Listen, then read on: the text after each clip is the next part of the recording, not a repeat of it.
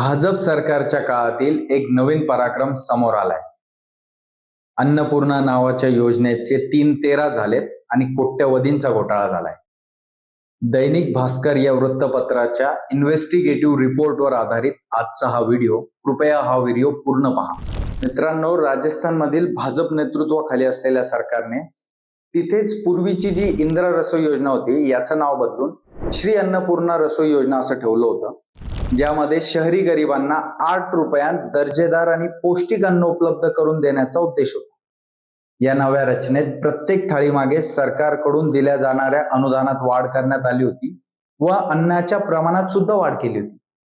ही योजना राज्यातील वंचित घटकांना परवडणारे अन्न मिळावे म्हणून सुरू करण्यात आली होती.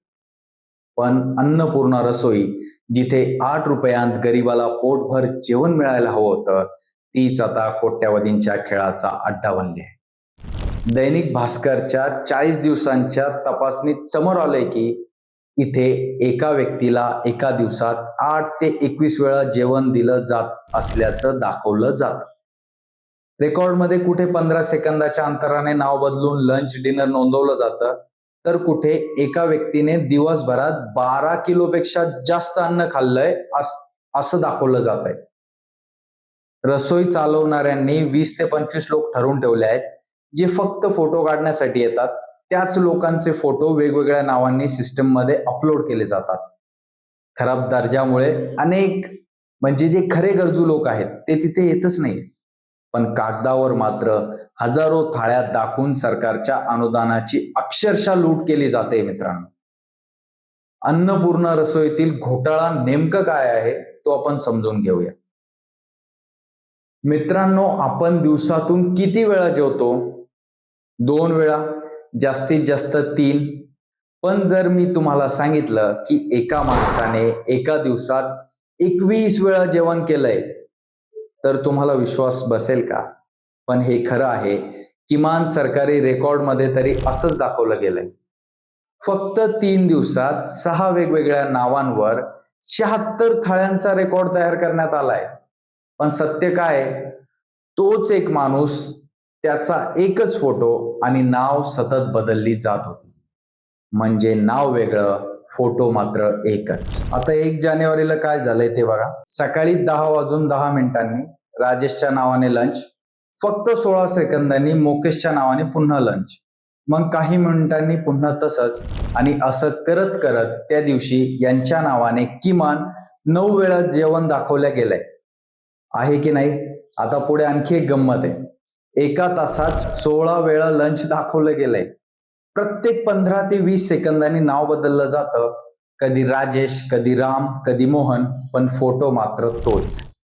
मित्रांनो, दैनिक भास्करच्या या इन्व्हेस्टिगेटिव्ह रिपोर्टमध्ये आणखी एक महत्वाची केस आहे महेश नावाच्या व्यक्तीची. या महेश नावाच्या व्यक्तीने तर एका दिवसात 18 वेळा जेवण केलंय असं दाखवलंय. म्हणजे सकाळी 8 वेळा आणि रात्री 10 वेळा. प्रत्येक वेळी काही सेकंदात नाव बदललं जात होतं, पण फोटो मात्र इथेही एकच होता. आता पुढे बघा. 2 जानेवारीला रामकेशच्या नावावर 30 सेकंदात 2 वेळा जेवण दाखवलं आणि मग पुन्हा वेगवेगळी नावं. यापुढे तर 3 जानेवारीला तर रेकॉर्डच बनवला. राजेशने 21 वेळा जेवण केलं असं दाखवलंय. सकाळी 11 वेळा आणि संध्याकाळी 10 वेळा. किती भयंकर आहे हे. पण खरं काय आहे की कोणीही इतक्या वेळा जेवू शकत नाही. म्हणजेच हे सगळं बनावट आहे. एकच फोटो, वेगवेगळी नावं आणि खोटा डेटा तयार केला जातोय. 3 दिवसात 76 थाळ्या दाखवल्या, पण खरंच इतकं लोक जेवले का, की फक्त कागदावरच जेवण झालं? ही फक्त चूक नाहीये, ही गरिबांच्या नावावर चालवलेली फसवणूक आहे. हा एक मोठा घोटाळा आहे. नाव बदलतं पण सत्य बदलत नाही. पण सगळ्यात महत्वाचं म्हणजे कोट्यवधींच्या या घोटाळ्याची खिचडी नेमकं शिजते कशी? हा घोटाळा नेमकं कसा चालतो ते सोप्या भाषेत मी तुम्हाला समजून सांगण्याचा प्रयत्न करतोय. अन्नपूर्णा रसोईमध्ये एक व्यक्ती फक्त 8 रुपयात जेवण घेतो आणि सरकार त्यामागे 22 रुपयांची सबसिडी देते. म्हणजे एका थाळीमागे एकूण खर्च 30 रुपये. एका वेळेस सुमारे 310 थाळ्या दिल्या जातात असं दाखवलं जातं. पण यातच सुरू होतो घोटाळा.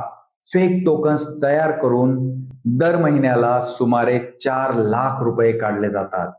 म्हणजेच जे लोक प्रत्यक्षात आलेच नाही त्यांच्या नावावरही जेवण दाखवलं जातं. हा जो घोटाळा आहे तो रोजचाच आहे. एका दिवसात सुमारे 13,640 रुपयांचा घोटाळा होतो आणि हे सगळं फक्त एका रसोईपुरतं नाहीये. 63 रसोईयांच्या नावावर दर महिन्याला तब्बल 2.57 कोटींचं फेक पेमेंट केलं जातं. हे कसं होतंय तर डिजिटल इंडियामध्ये सगळं डिजिटली होत आहे. रेकॉर्ड ऑनलाईन आहेत. मग एकच चेहरा पुन्हा कसा दिसतो, एकाच फोटोची वारंवार एंट्री होते, तरीही सिस्टम अलर्ट का देत नाही? म्हणजेच योजना गरिबांसाठी आहे, पण फायदा कोण घेतंय ही फक्त चूक नाहीये मित्रांनो, हा कोट्यवधींचा घोटाळा आहे. कारण 8 रुपयांच्या थाळीत हा कोट्यवधींचा भ्रष्टाचार लपलेला आहे. अन्नपूर्णा रसोई सारखी योजना ही गरिबांना परवडणारे सन्मानाने अन्न मिळावे या उद्देशाने सुरू करण्यात आली होती. मात्र समोर आलेला प्रकार हा केवळ स्थानिक गैरव्यवस्थापन नाहीये, तर थेट सरकारी अपयशाचं उदाहरण आहे. डिजिटल रेकॉर्ड असूनही एकाच व्यक्तीचा फोटो वेगवेगळ्या नावांनी वारंवार नोंदवला जातो. सेकंदाच्या अंतराने बनावट एंट्री होते आणि तरीही सिस्टम कोणताही अलर्ट देत नाही. याचा अर्थ मॉनिटरिंग यंत्रणा पूर्णपणे निष्क्रिय आहे. सरकारने सबसिडी वाढवली, पण त्यावर नियंत्रण, ऑडिट आणि जबाबदारी निश्चित करण्याची व्यवस्था मजबूत केली नाही. परिणामी योजना गरिबांपर्यंत पोहोचण्याऐवजी कागदोपत्री आकडे बनवून फक्त आणि फक्त अनुदान लाटण्याचे साधन बनले. हे केवळ आर्थिक नुकसान नाहीये, तर राज्याच्या कल्याणकारी धोरणांवरचा विश्वासही डळमळीत करणारे गंभीर प्रशासकीय अपयश आहे मित्रांनो. असं दिसतंय की सबका साथ सबका विकास आता सबका डेटा सबका घोटाळामध्ये अपग्रेड झालंय आणि सरकारला मात्र अजूनही सगळं सुरळीत चाललंय असंच वाटतंय. कारण अशा प्रकारचे घोटाळे हे केवळ खालच्या स्तरावरील काही कर्मचाऱ्यांच्या चुकीमुळे होत नाहीत, तर त्यामागे संपूर्ण व्यवस्थेतील संगनमत असण्याची शक्यता नाकारता येत नाही. कारण सतत बनावट नोंदी, एकाच फोटोचा अनेक वेळा वापर होणं आणि मोठ्या प्रमाणावर अनुदानाची रक्कम काढली जाणं हे सगळं दीर्घकाळ चालू राहण्यासाठी सिस्टीम मधील उच्चस्तरीय अधिकाऱ्यांची नजरचूक किंवा मौन संमती असणं आवश्यक असतं. त्यामुळे या प्रकरणात केवळ स्थानिक पातळीवर कारवाई करून चालणार नाही, तर संपूर्ण साखळी तपासण्याची गरज आहे. डेटा एंट्री ऑपरेटर पासून ते व्यवस्थापक, संबंधित कंत्राटदार आणि योजनेवर देखरेख ठेवणारे प्रशासकीय अधिकारी यांच्यापर्यंत जबाबदारी निश्चित न करता आणि दोषींवर कठोर कारवाई न करता असे घोटाळे थांबणार नाहीत. म्हणूनच पारदर्शकता, स्वतंत्र चौकशी आणि उत्तरदायित्व निश्चित करणारी यंत्रणा उभी करणं ही केवळ गरज नाहीये, तर शासनाच्या विश्वासार्हतेसाठी अत्यावश्यक गोष्ट आहे. धन्यवाद. जय हिंद.